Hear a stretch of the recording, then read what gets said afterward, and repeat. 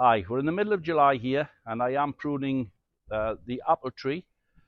A rule of thumb is that you prune anything with pips in, predominantly during the winter months. You just give it a light pruning in the summer months, just stop it from growing too excessive and just to keep it in shape. We'll shape it up properly mid-winter. So I've started pruning this, and you can see I've removed quite a bit of the tips.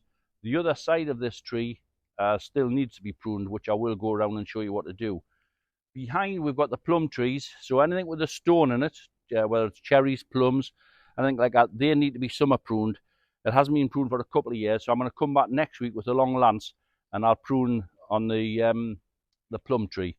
But we'll move around and we'll have a look at how we do the apple tree.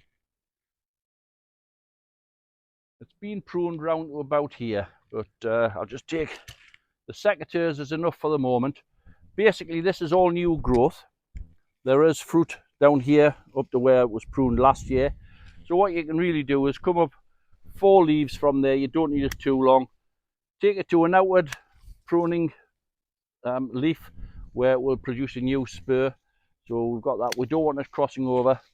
If there's anything crisscrossing, take it right out the base.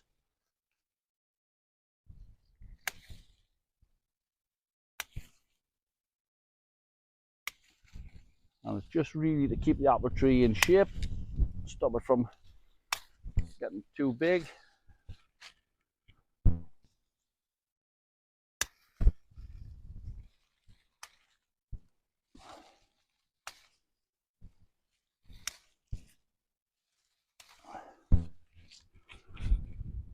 It also lets light and air into the apples, which helps to ripen them.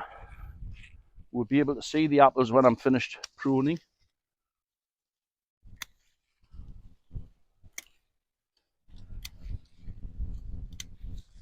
You soon get into a rhythm, and it doesn't take you too long. So up height, I'll use the other pruning shears in a second.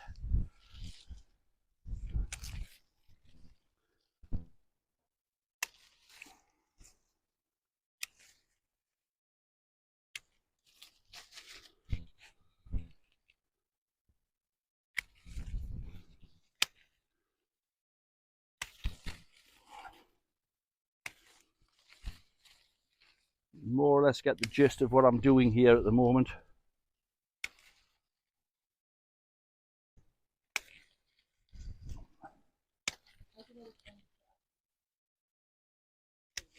Basically, it's the new growth that comes along. If you just leave it, what will happen? It'll produce a big long growth and it'll not produce apples on it all. So you take it back to approximately 4 leaves above where you pruned it last year. So you can start to see the fruit. The light can get in here, and it helps to ripen your fruit, and it just keeps your tree in a reasonable shape so you can reach around it. It's starting to get a little bit high up there, so I need to put the long shafted pruners onto that. Just to show you any diseased branches, you cut those out as well. So make sure you remove those. Right, just get into here and see where the apples are. The idea is to prune so that you get a new branch coming away from that leaf up over, rather than taking it where it would grow back inside itself. See, that'll come out over there. Remove some of this.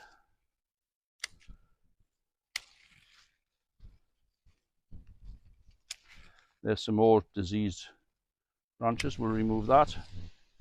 You don't want anything like that on the tree.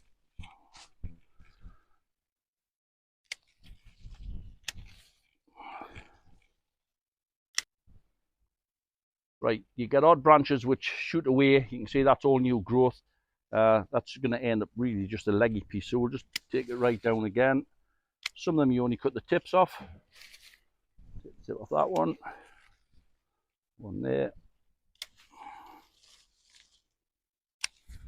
That's taking all those down. I'm just going to try and catch those top ones if I can reach those.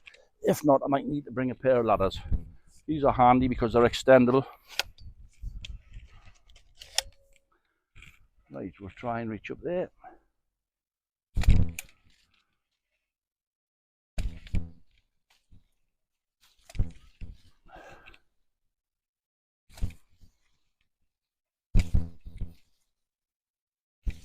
You don't want any fruit up a height like that because you can't reach it.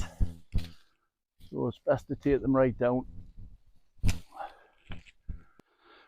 Right, that's a job done. It only took 15 minutes. I was on the other side, 5 to 10 minutes. Basically, it's tidied the tree up. As you can see, we can see most of the fruit now. The sun will get onto it. It'll ripen those up lovely. Hopefully in about a month's time, these will be ready for their first pick. We'll take a look then and see how they've come along.